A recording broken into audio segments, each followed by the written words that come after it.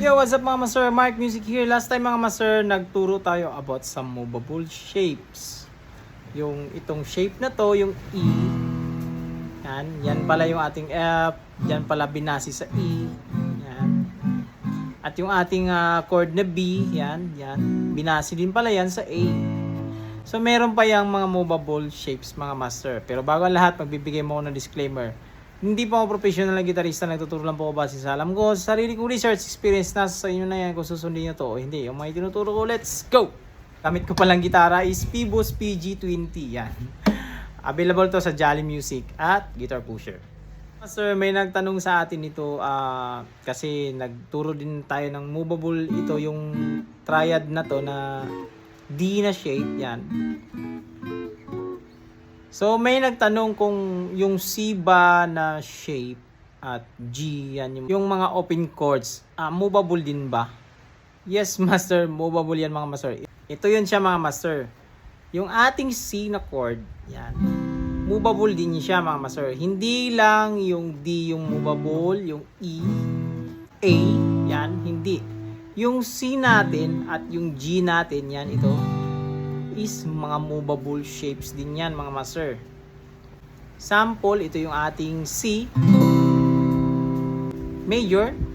Pag iusod natin yan, so iusod natin ganito, magiging C sharp siya. Pero ganyan yung tunog. Kaya ang gagawin natin, mag-shift tayo sa mga daliri natin. So yung ring finger natin is gagawin yan ng ating pinky finger. Yan, siya yung papalit. At yung ating middle finger, papalitan ng ating ring finger. At yung ating index finger, papalitan ng ating middle finger para magkakaroon tayo ng bakanting daliri. Or siya yung magbabar. Yan. Parang sa ano ba, master? Yung sa E. Yan, di ba?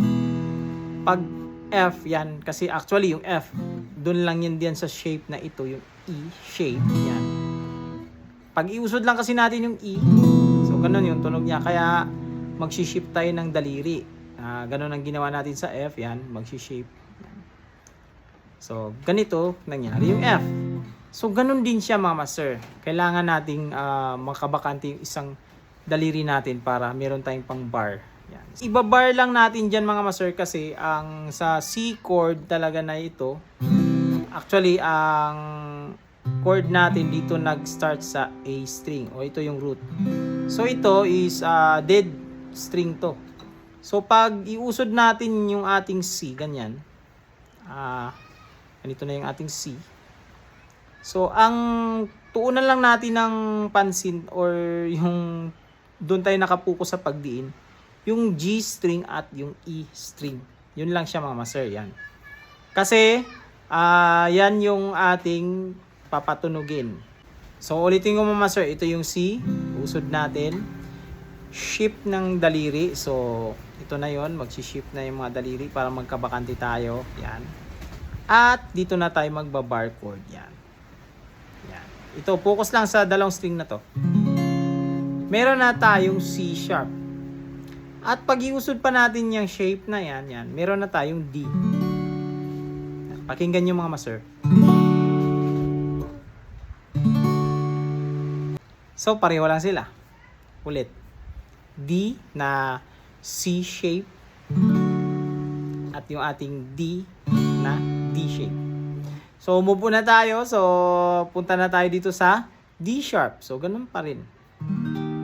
So, kung ano yung alam natin sa 12 notes o pagkakasunod, gagayahin lang din natin yun. So, D sharp, E. Yan. E na C shape. Yan, E. Oh, ito. So, F. F sharp, G, G sharp, A. Yan. Balik tayo sa A. A sharp, B, then C.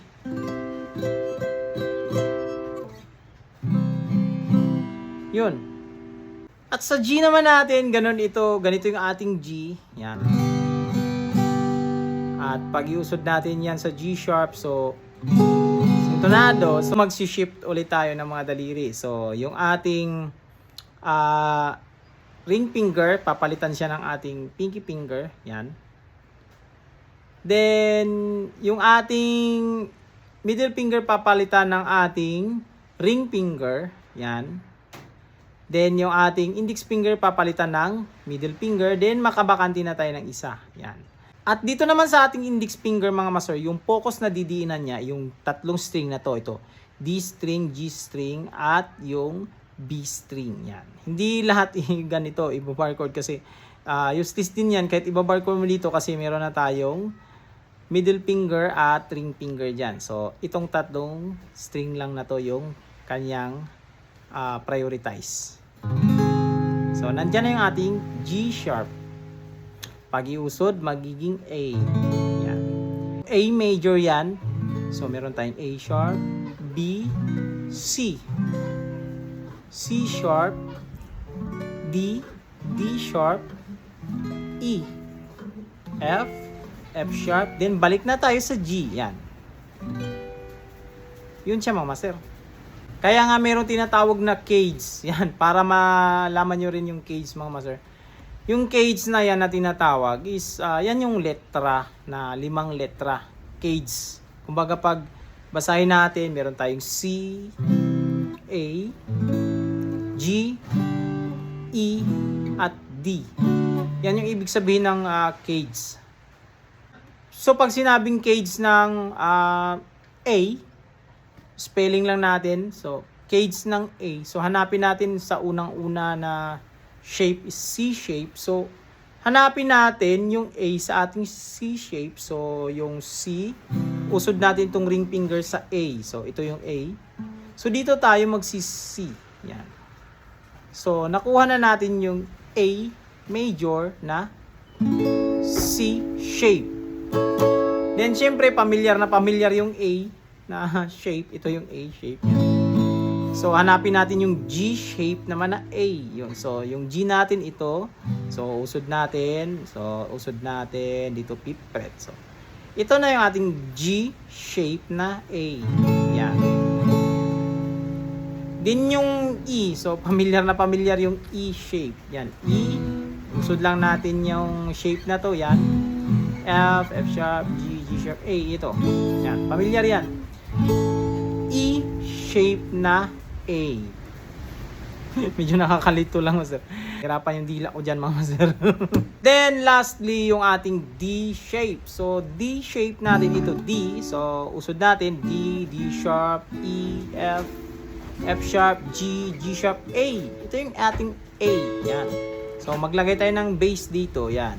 So ito na yung ating A chord na D shape. So, ulitin natin yung cage ng A. So, ito, C shape, yan. E shape, G shape, E shape, at meron tayong A na D shape. Yan. Yan yung ibig sabihin ng mga cage, mga master. So, may turo ako dyan, mga master, kung gusto nyo matutunan yan, mga master. May turo ako about sa cage system, mga master. At sunod natin na topic nito mga master sa cage, yung kanyang scale bawat cage. Cage natin na ito mga master is meron tong scale. Yan. Example ko lang ito sa C. Yan. Pag i-scale natin yung C shape na to,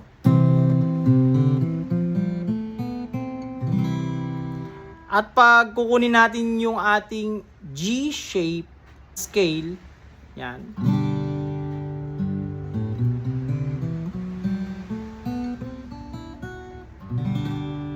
Yung scale na yan, nauusod yan. Siyempre kasi sa C shape yan siya. So, halimbawa, C shape na G. Oh, so, ito, nandito yung ating G na C shape. Yan. Yan. Sample lang ito. Yan. So, ito. So, nandyan yung scale.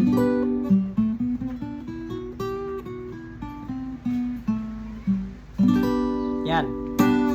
So, hanggang dito lang muna sa video natin na ito mga master. Sana nagkaroon kayo ng ideya nito at huwag kalimutang i-share sa inyong kaibigan, kakilala, mga kamag-anak na mahilig sa gitara. So, hanggang dito lang sa video natin. This is Mark Music. God bless you all. Peace out.